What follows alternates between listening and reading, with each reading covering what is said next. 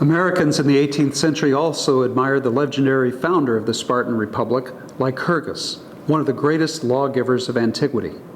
Now, lawgivers were extremely important people in the ancient world. The Hebrews had their Moses, the Chinese had their Confucius, the Indians had their Manu. These lawgivers were revered by the people because they brought enduring order to a nation's political institutions and social relations and religious norms. Lycurgus was one of these lawgivers of antiquity, revered by his people then, and certainly honored by posterity since. Not surprisingly, images of Lycurgus are in the U.S. Capitol and Supreme Court. Not a lot is known about this heroic lawgiver, and Plutarch in his Lives admits that what we think we know is subject to considerable debate. But what our founders read in Plutarch about Lycurgus and believed about him is what's important here. Because of the inscription on a discus, Aristotle linked Lycurgus to the founding of the Olympic Games in 776 BC, and that's as good a date as any to try to locate Lycurgus's life. It seems Lycurgus met Homer and sponsored the reading and publication of the Iliad and the Odyssey throughout southern Greece. Before Lycurgus, Sparta had been one of the worst governed city-states in all Greece. Violence and corruption marred public life there.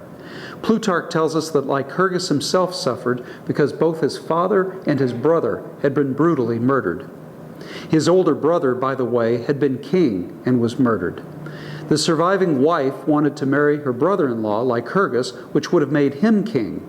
But in a short time, when Lycurgus realized his sister-in-law was pregnant by his brother, he insisted that the baby be recognized as the rightful monarch.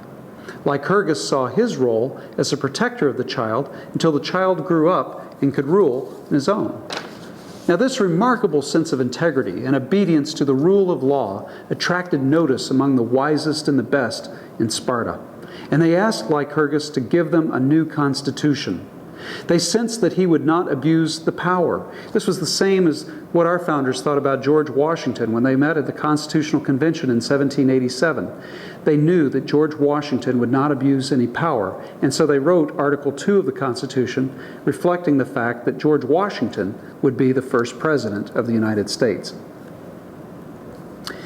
Well, Lycurgus did something smart while this young lad was growing up. As Plutarch notes, he wanted to leave Sparta for a number of years, at least until the young king grew up enough to choose his own advisors. That way, no one could ever accuse Lycurgus of meddling with or harming Sparta's legitimate monarch.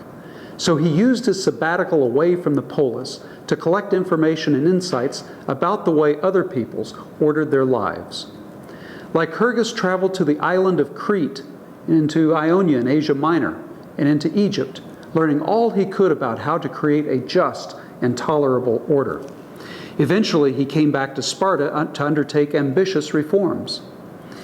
One of the persistent problems he sought to address was the tendency of Greek city-states to fall into civil war. The sources of domestic trouble were the usual culprits: economic disparity, social conflict, the abuse of power. To diffuse the explosive conditions that were the source of so much trouble in the city-states, Lycurgus insisted on several fundamental reforms in Spartan life. Henceforward, Spartan citizens would be equals, and the government would rest on a balanced constitution that included checks and balances. This achievement was particularly admired by America's founders, who believed the Spartan Constitution was one of the two best constitutions of the ancient world. Article 1 of our Constitution, dealing with the legislature, reveals traces of the Spartan gerousia in our Senate. And Article 2, dealing with the presidency, reflects debates our founders had over the role of kings in the Spartan Republic. Lycurgus also believed in the importance of education in the Republic. He instructed the Spartans to instill civic virtue in the young and reinforce it throughout life. Civic virtue, as noted earlier, is, quote, the willingness of the individual to subordinate his interests to the good of the community. It was the goal of the entire Spartan constitution, for without civic virtue, no republican government could endure. Now, isn't this the same conviction reflected in our Northwest Ordinance of 1787? Article 3 states, quote, religion, morality, and knowledge being necessary to good government and the happiness of mankind, schools and the means of education shall forever be encouraged." Close quote. There it is.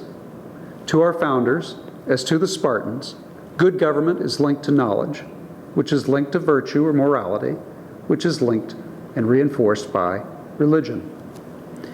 Beyond the balanced constitution and the education in civic virtue, the Spartans, following Lycurgus's lead, were determined to live austerely. Don't get soft, don't be seduced by luxury, don't seek the creature comforts, don't become decadent. Why, they did not even approve of taking hot baths. Another source of decline from the Spartan point of view, certainly from Lycurgus's point of view, were lawyers. Don't write down the law and then you don't need lawyers. So lawyers were verboten in Sparta, at least among the citizens. Now, there was much to admire about Sparta compared to the rest of the ancient world. From our perspective, they had a great constitution. Their education in civic virtue was second to none. They enjoyed equality of citizenship. They gave women an exalted place, and men and women in ancient Sparta married for love. But there was much about the Spartan way that was rejected by our founders and offend modern sensibilities, frankly.